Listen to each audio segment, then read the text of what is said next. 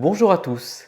À la suite du dernier épisode de mon podcast consacré au tricot Valpolicella Knitting, je vous ai proposé de vous montrer comment je posais des bandes d'encolure au point de maille, qui est une sorte de point arrière qui ne dit pas son nom, et qui évite sur certains ouvrages d'avoir à reprendre des mailles, relever des mailles pour ensuite tricoter en côte de 2 ou selon le motif qui est indiqué.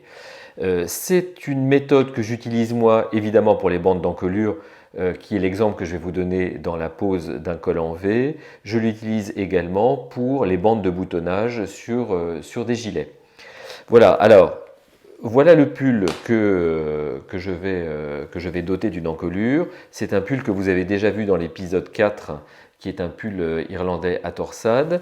Et celui que je vous ai montré était un pull à col châle, mais j'ai fait ici la version col V, qui est une version qui se monte finalement avec un col en V, mais cache-cœur, hein, chaque bande venant recouvrir l'autre et donnant cet effet-là sur l'encolure.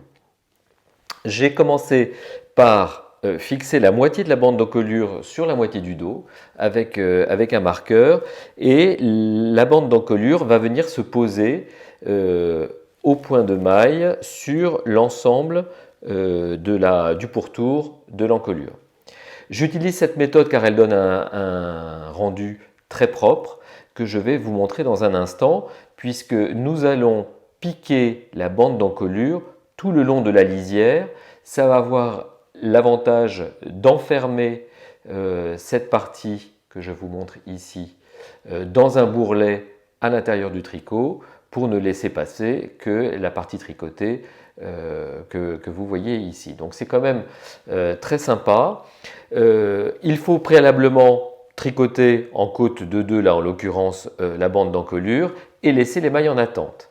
Avec le fil issu de la pelote, je l'ai coupé et je l'ai monté sur une aiguille à laine pour commencer le travail.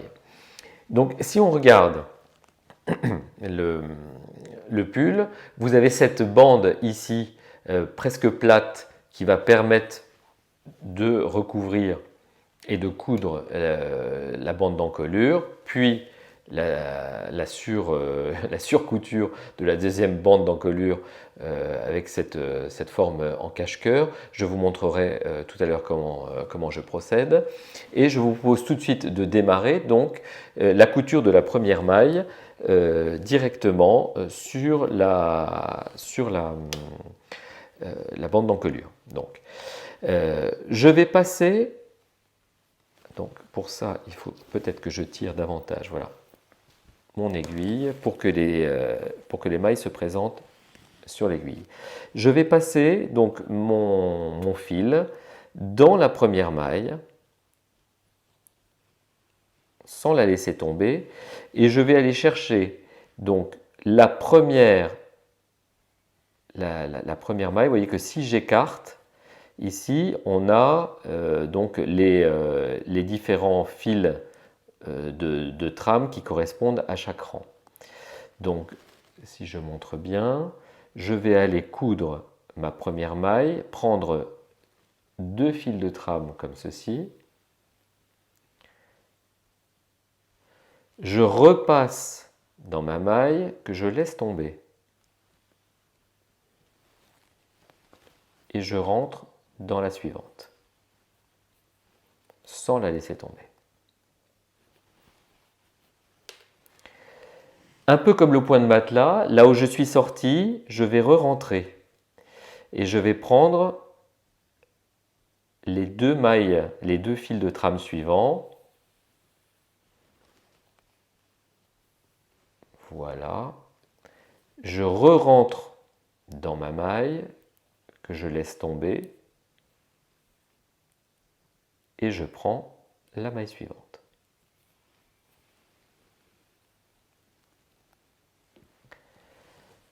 Ce faisant, je vais rentrer là où mon fil sort, vous voyez, je le tire un peu. Donc j'étais là, Alors, comme je vous l'ai souvent dit, le tricot, c'est souvent de l'artisanat. Vous voyez que là, entre les diminutions d'encolure, on a quelque chose qui n'est pas très net. Ben, je dirais que là, il n'y a pas de méthode, hein. Il faut essayer et, le cas échéant, redéfaire pour recommencer. Et là, je rentre de nouveau dans ma maille que je laisse tomber.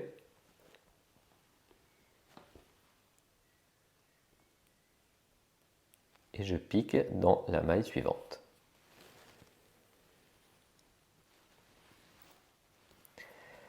Je suis sorti ici, je rentre là, hop.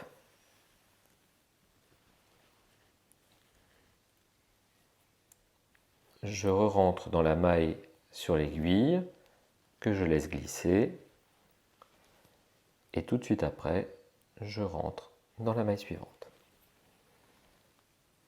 Donc là, je pense que vous avez compris le système. C'est une sorte, comme le point de matelas, hein. Donc vous voyez, là, on a une colonne de mailles qui arrive. Ça va être difficile de ne rentrer que dans une seule maille. Donc je vais aller chercher l'ensemble des deux. Et bien sûr, j'ai défait mon aiguille à laine.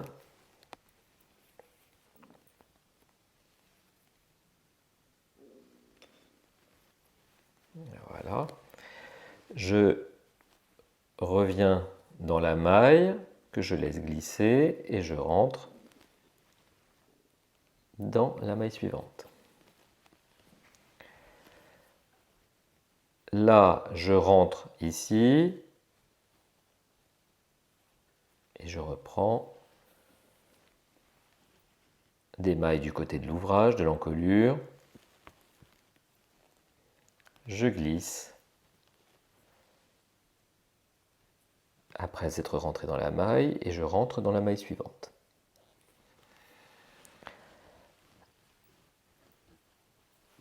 Je continue.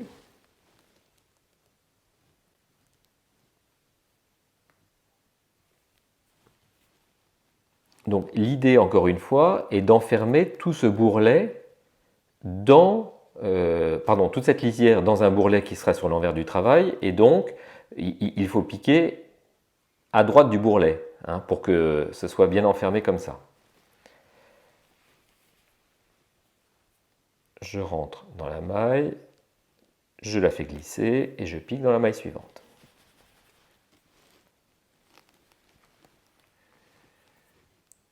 Là, je vais piquer comme ça. Je re-rentre dans ma maille que je fais glisser et je rentre dans la suivante. Je crois que là, vous avez compris un petit peu le système. Et si maintenant, je me rapproche, je tire sur mon fil, il ne faut pas hésiter à tirer, hein. Voilà. Eh bien, on constate que la bande d'encolure s'ajuste parfaitement et de manière invisible à l'encolure et donne un fini extrêmement propre pour cette bande d'encolure, puisque si je me rapproche, on ne voit absolument aucune couture entre la bande d'encolure et le pull. Donc je vais continuer un petit peu avec vous. Donc là, je suis sorti, toujours ce rebaqué, je suis sorti là, je vais rentrer là. Mais là, vous voyez, quand je parlais tout à l'heure de l'artisanat, on voit que là, il y a eu une diminution d'encolure, il y a un trop grand trou. Quand bien même je piquerai ici, je pense qu'au serrage, on verra quand même ce trou. Donc moi, ce que je fais, c'est que je vais piquer un peu plus loin pour bien fermer ce trou.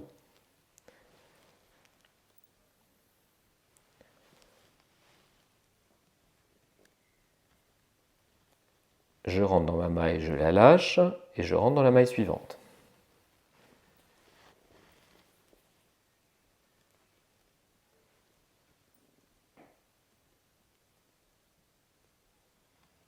Voilà.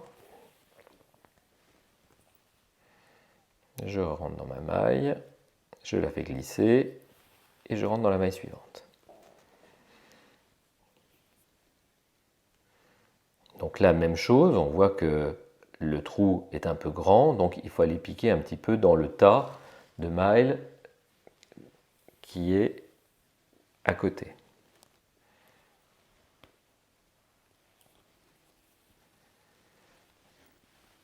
Et là, si je tire, de nouveau, je peux vous montrer, ça s'ajuste parfaitement.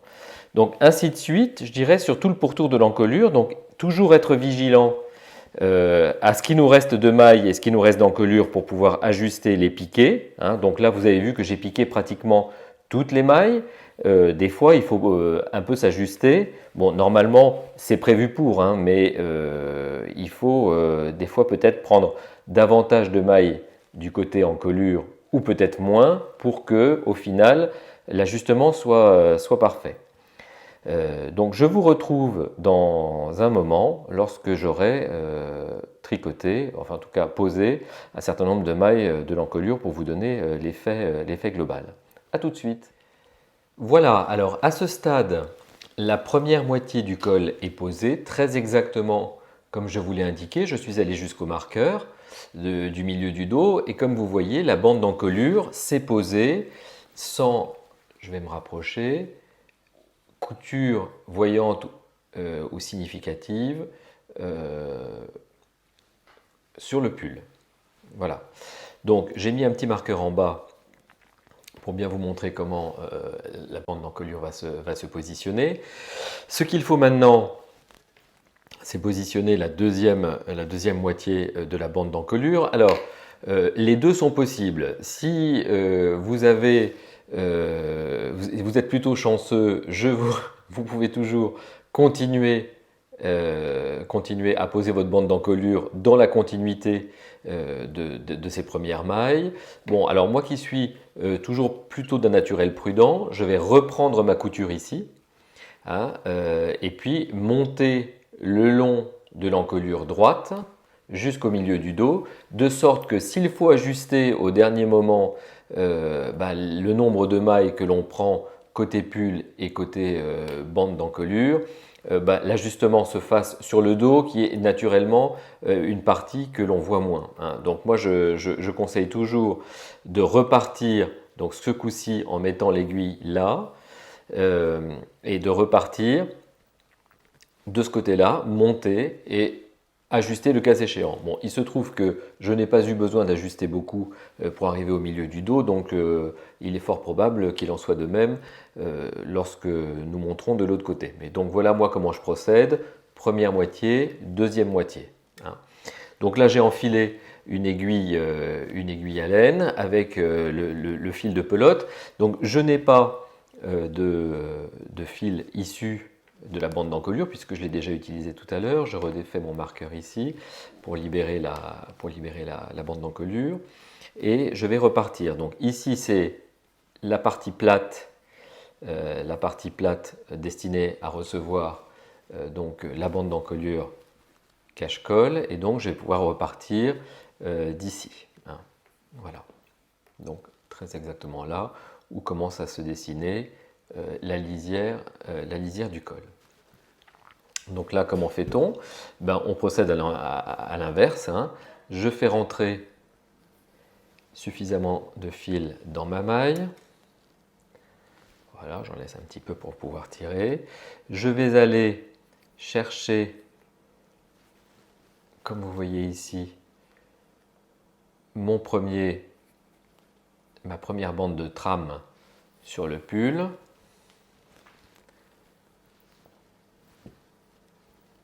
Je rentre dans la maille. Oups, alors attendez, parce que alors là, je rentre dans la maille. Oui, on est inversé. Hein, donc il y a toujours un côté qui est plus simple que l'autre. Décidément, elle ne veut pas celle-là. Voilà. Que je laisse glisser. Je rentre dans la maille suivante.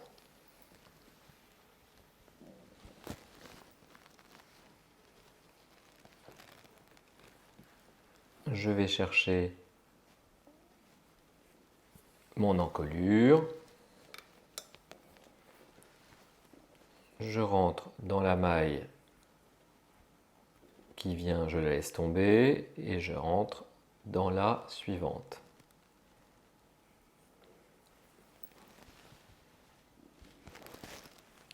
Je vais piquer dans l'encolure.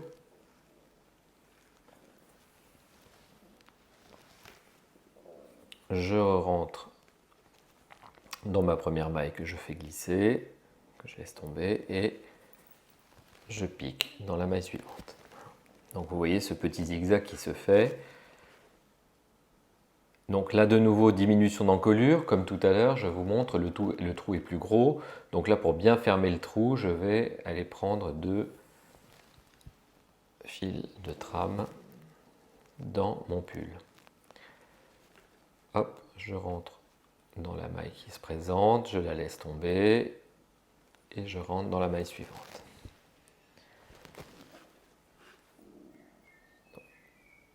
Hop. Là de nouveau gros trou, donc il faut que j'aille piquer là pour fermer ce trou. Je rentre dans la maille qui se présente, je laisse tomber et je pique dans la maille suivante. Tant et si bien que si je tire maintenant, hop, les 2 extrémités de mon fil, la bande d'encolure va s'ajuster parfaitement au corps du pull. Voilà.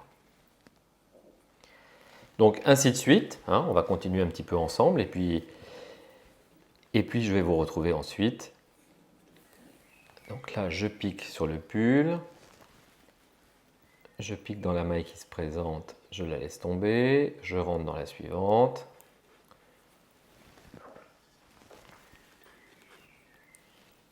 Je vais côté pull piquer, donc là pareil, on voit bien que c'est des diminutions d'encolure qu'il faut combler, donc là si je pique ici, le trou va être visible, donc je vais piquer hop de l'autre côté pour bien fermer.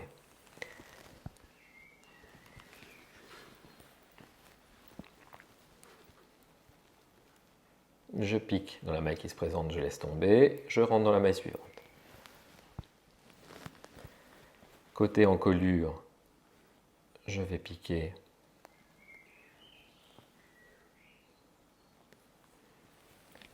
ici. Je pique dans la maille qui se présente, je laisse tomber et je repique dans la suivante. Je rentre là où je suis sorti. De nouveau, une diminution d'encolure, on la voit bien là. Donc évidemment, si je pique comme ça, ça va se voir. Donc je vais aller piquer juste à côté pour bien fermer le trou, comme on voit ici. Et ainsi de suite. Maintenant, vous avez compris. Hop. Je reprends mon fil, je retire, tac. Et de nouveau, cela s'ajuste. Donc on voit que vraiment, sur l'envers, le bourrelet se dessine, comme il s'est dessiné ici, comme vous voyez. Il est à l'intérieur et on ne le voit pas. Donc là, je vais continuer tranquillement à monter jusqu'à mon marqueur de dos. Et on en aura terminé pour la pose de la bande d'encolure. Il suffira simplement d'ajuster les 2 parties du col en cache-cœur. A tout de suite. Voilà, alors la bande d'encolure a été fixée sur le pull avec le point de maille que je vous ai indiqué et on voit que le fini est très propre puisqu'il n'y a pas de démarcation entre la bande d'encolure et le corps du pull, et encore une fois, le bourrelet se trouve enfermé sur l'envers du travail. Donc là, le blocage finira de lui donner un aspect fini. Il nous reste à assembler les 2 bandes d'encolure sur la partie basse du pull, de l'encolure. Donc cet assemblage se fait au point de matelas tel que je vous l'ai indiqué dans l'épisode précédent, dans le bonus de l'épisode précédent. Donc on va commencer par assembler la partie de l'encolure gauche directement sur le pull au point invisible de matelas et dans le bourrelet qui sera créé sur l'envers, vous allez pouvoir fixer la deuxième partie de l'encolure et vous aurez donc votre col en V cache-cœur pour ce pull. Je vous montrerai ensuite l'aspect terminé.